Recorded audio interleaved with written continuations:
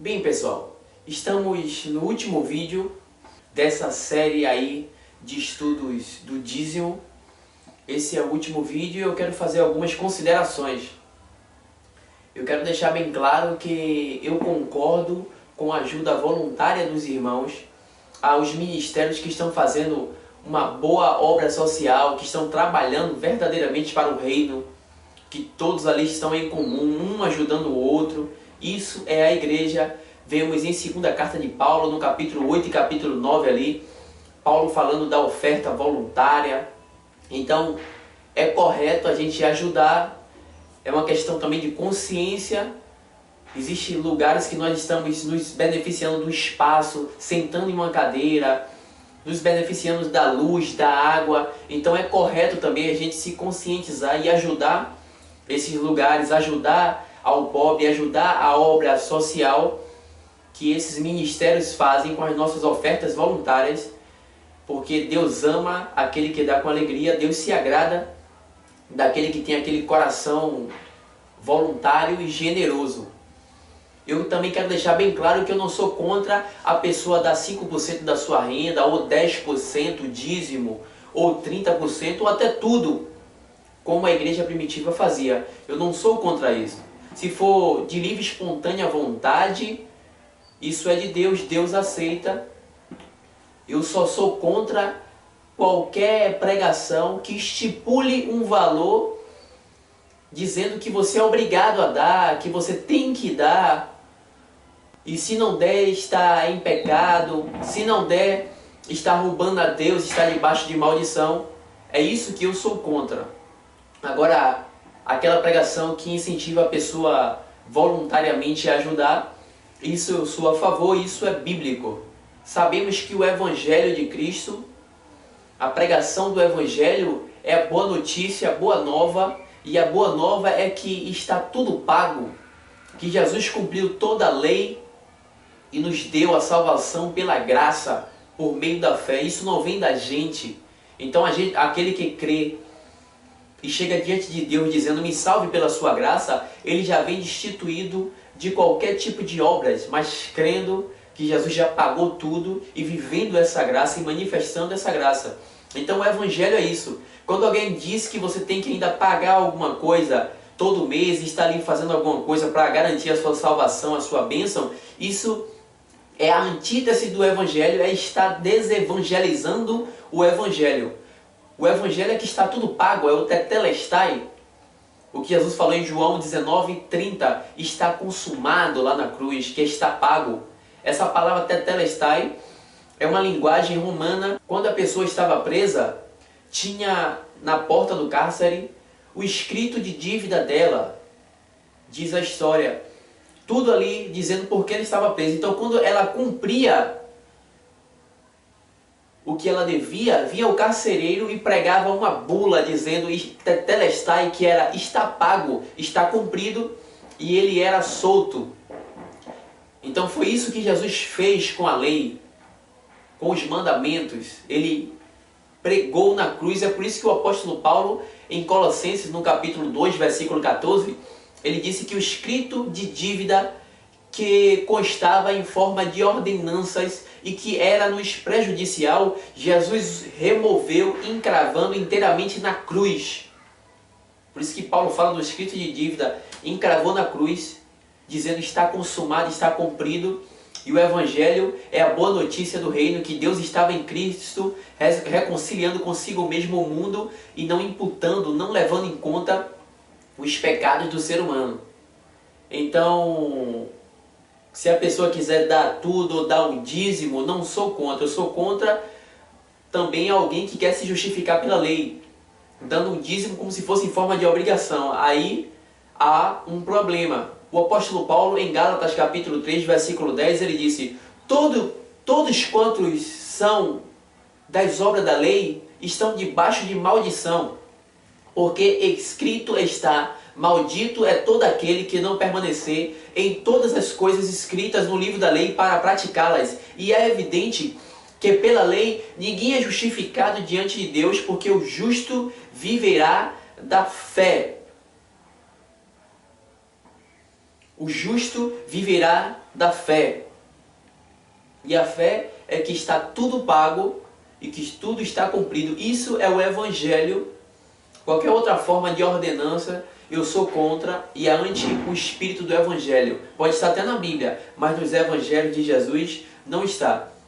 Outra coisa que eu quero considerar é que muitos, se você pregar a verdade sobre o dízimo, muitos vão dizer: ah, você está falando contra o dízimo porque você é avarento, porque você não quer dar, não quer ajudar, então você é avarento. Muitos falam isso, é o pretexto deles.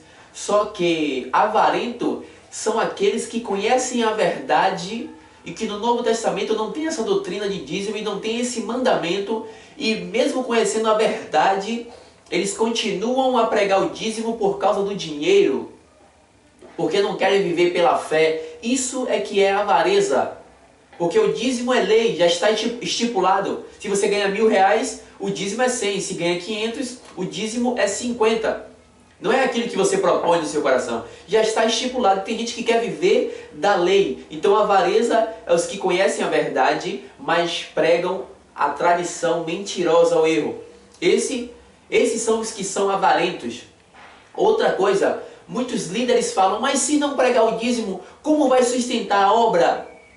Se não pregar o dízimo. Vocês já ouviram falar em oferta? Porque parece que esse pessoal nunca ouviu falar em oferta, só falam de dízimo. O contrário do que os apóstolos pregaram. Eles falaram sempre de oferta. Não vejo Paulo falar de dízimo. Então, as Escrituras dizem, segundo os Coríntios 9:7, que cada um contribua segundo o que propõe no seu coração. Não por tristeza e nem por necessidade, porque Deus ama quem dá com alegria.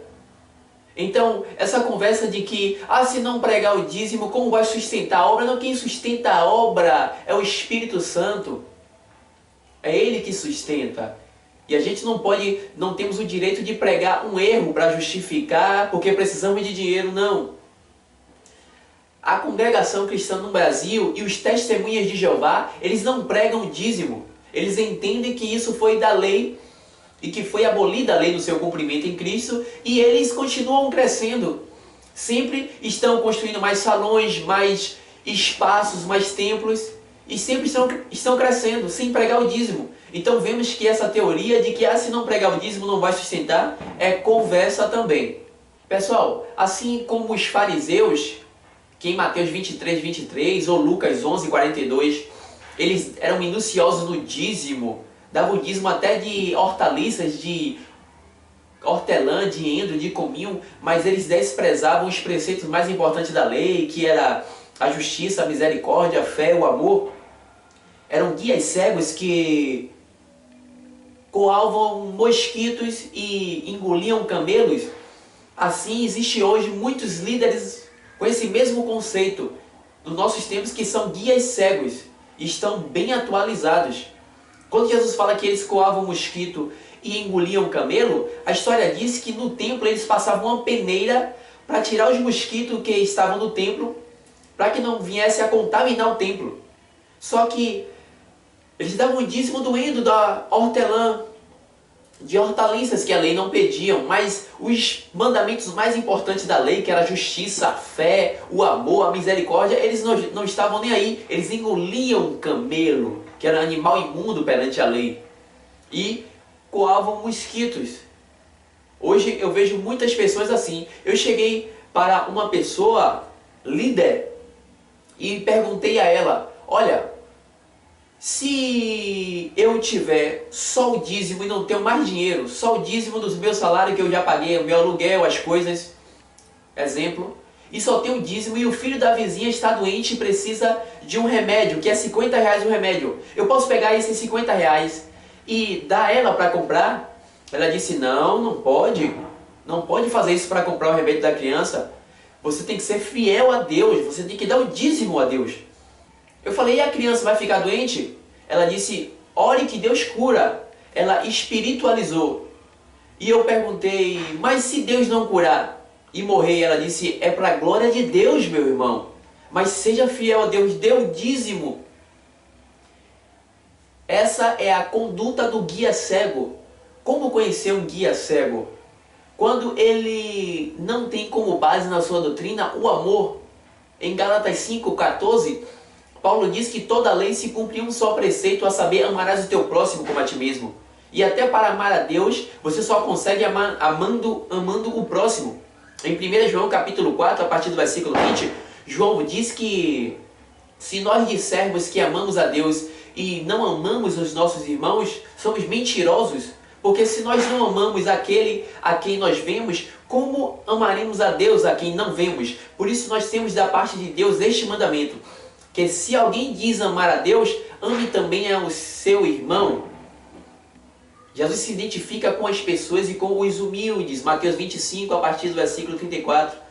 Quer ajudar Jesus, quer fazer alguma coisa para ele? Faça para os humildes, dê de comer ao faminto, dê água, cubra o desnudo. Essa é a verdadeira religião que está em Tiago capítulo 1, versículo 27. Cuidar dos necessitados. Então, aquele que despreza o amor, que despreza a vida, e diz, não, deixe morrer para a glória de Deus, mas dê o dízimo ao Senhor. Seja fiel, sendo fiel no dízimo e desprezando o preceito mais importante da lei de Cristo, que é o amor. Isso aí é a atitude de guia cego, que Jesus fala no versículo 24 de Mateus 23. Eu lembro também dos fariseus em Mateus no capítulo 12, a partir do versículo 1, que não estava nem ligando para a fome, para o ser humano. E fingindo agradar a Deus, Jesus no dia de sábado permitiu que os seus discípulos colhessem espigas. E eles começaram a colher espigas e a comer. E os fariseus disseram, Jesus, por que você permite que os seus discípulos façam o que não é lícito no dia de sábado? E Jesus disse, vocês não leram que Davi e os seus companheiros comeram o pão da preposição, os pães da preposição, que não era lícito comer, só os sacerdotes, e eles comeram e ficaram sem culpa? E também vocês não leram que aos sábados os sacerdotes violavam no templo e ficaram sem culpa? Pois está aqui quem é maior do que o templo. Se vocês soubessem o que significa misericórdia quero e não sacrifício, vocês não teriam condenado muitos inocentes. Porque o Filho do Homem é Senhor do sábado. Eles que faziam sacrifício, mas não tinham nenhuma misericórdia. Deus diz, misericórdia quero e não sacrifício. Oséias 6,6. Então, esses fariseus não estavam nem aí para a fome do ser humano. Não estavam nem aí também quando Jesus curava no sábado. Deixa o cara doente, mas não quebra o mandamento do sábado. Eles pegam mandamentos cerimoniais, minuciosos, simples e dão ênfase. Eu vejo hoje muitos ministérios o dízimo como a base. Se alguém falar, pastor, eu estou doente, ele fala, você é fiel a Deus? Fiel como? Você dá o dízimo? Pastor, está com problema em casa. Você está dando, tudo é dízimo, tudo é dinheiro. Esse Deus é mamon, que só age com dinheiro, se alimenta do pó da terra, das coisas da terra. Tudo dinheiro. São guias cegos. O apóstolo Paulo, com tudo que ele fazia, mesmo assim, em Filipenses 3,9, ele disse, eu não tenho justiça própria que procede da lei. A minha justiça é por meio da fé em Cristo Jesus. Nós somos justificados em Cristo Jesus pela graça. E esse pessoal, muitos deles não entendem o que é graça de Deus, não entendem o que é isso. Estão pregando ainda a doutrina judaica, estão ainda na caducidade da letra. E a letra mata, o espírito vivifica. E em João 6,63 Jesus disse, as minhas palavras são espírito e vida. Então, quem age assim, deixando as pessoas morrer, o pobre morrer, em nome do dinheiro, dizendo que está sendo fiel a Deus, são guias cegos. E estão desevangelizando o evangelho, precisam se converter e nascer de novo e renovar a sua mente com a renovação do seu entendimento. Através da doutrina do dízimo, muitos líderes têm escravizados e dominado a vida de pessoas. Tem gente em muitos ministérios que tem a unção do dízimo, que nem no Velho Testamento, na lei, eu via isso. Coloca a unção dos dizimistas, tudo estratégia, e muitos líderes inocentes estão praticando e se repetindo essa tradição dos homens. São estratégias para que as pessoas venham dar dízimo.